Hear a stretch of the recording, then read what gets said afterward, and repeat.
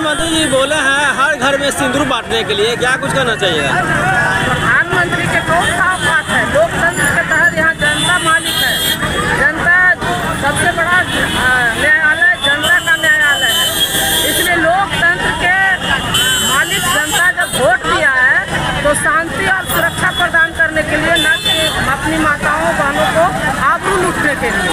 इसलिए ऐसे प्रधानमंत्री का नाम तो लेने में शर्म लगता है कि जो जिसके वोट से बन करके आया है और उसी माँ बहनों को सिंदूर देने की बात करता है। तो सिंदूर देने का अधिकार एक ही आदमी का है, पति का उसका है, न कि कोई और उसको सिंदूर दे सकता है। इसलिए सारी महिलाओं का भावना आहत है।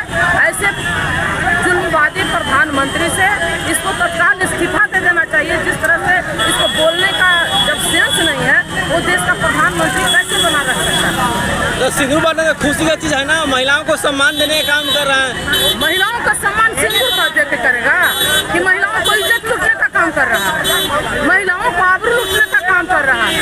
आप देहात में देख लीजिए, कोई बोल करके कि कोई किसी के माँ बहन को हम सिंदूर दे देंगे, आपका प्राण जान खींच लेता है कि नहीं मारते मारते।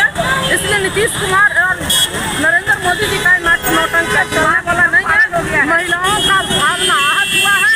इनको 25 के चुनाव में नीतीश को पता चल जाएगा और 29 के चुनाव में मोदी को भी पता चल जाएगा कि महिलाओं को सिंदूर देने का कितना बड़ा खामियाजा हमको भुगतना पड़ा। मैडम, ऑपरेशन सिंदूर के बाद भारत की जीत है, ठीक उसी मुद्दे को लेकर पूरे भारत में सत्ता पक्ष के लोग उसको भंडा भी हैं और घर घर हर घर में महिलाओं को सिंदूर भेजने की बात कही। इसको आप कैसे देखते हैं? देखिए, सबसे पहले तो अगर मैं पूरे बिहार की जनता के संदर्भ में ये बात करूं तो बिहार सनातन की धरती है और सनातन के ये संस्कार नहीं है कि किसी और का दिया हुआ सिंदूर कोई भी स्त्री उसको यूज़ करे। तो हमारे यहाँ वो संस्कार नहीं है। और मैं ज़मीन पर काम करती हूँ, तो ज़मीन पर काम करने का मतलब मैं ग्रामीण क्षेत्रों की महिलाओं से भी 1 to 1 डेली मिलती हूँ। एक दिन में कम से कम 1000 महिला के साथ मेरा संवाद रहता है और उस संवाद में मुझे अभी तक जितना भी निकल के आया है, सारा मामला यही है कि हर महिला ने उसको नकारा है। तो घर घर सिंदूर भेजना ये कहीं से भी उनका सक्सेसफुल नहीं होने जाना। वोट बैंक की राजनीति के लिए भले गवर्नमेंट ये काम कर रही है, लेकिन कैश नहीं कर पाएगी।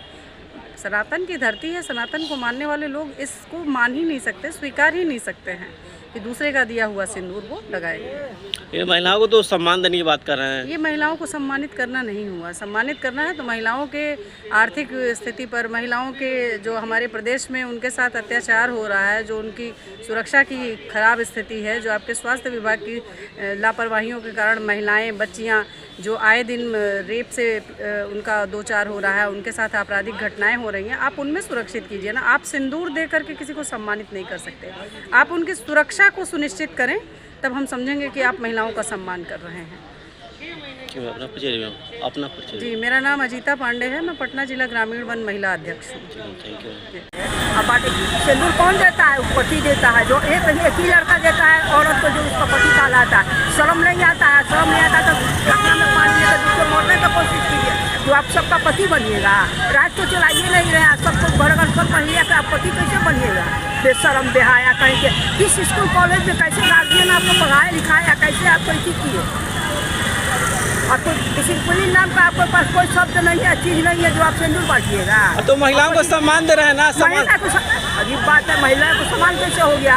आप कोई भी औरत मर्द एक ही सिंदूर देता है जो उसका पति कहलाता है। देने के लिए बहुत सारा प्रक्रिया होता है। शादी ब्याह में जानते हैं कि सारा प्रक्रिया होना है। जब तक 400 में 400 के जगह पर 3 महीना 4 महीना, अभी 8 महीना का पेंशन बकाया है, देने का नाम नहीं ले रहा है।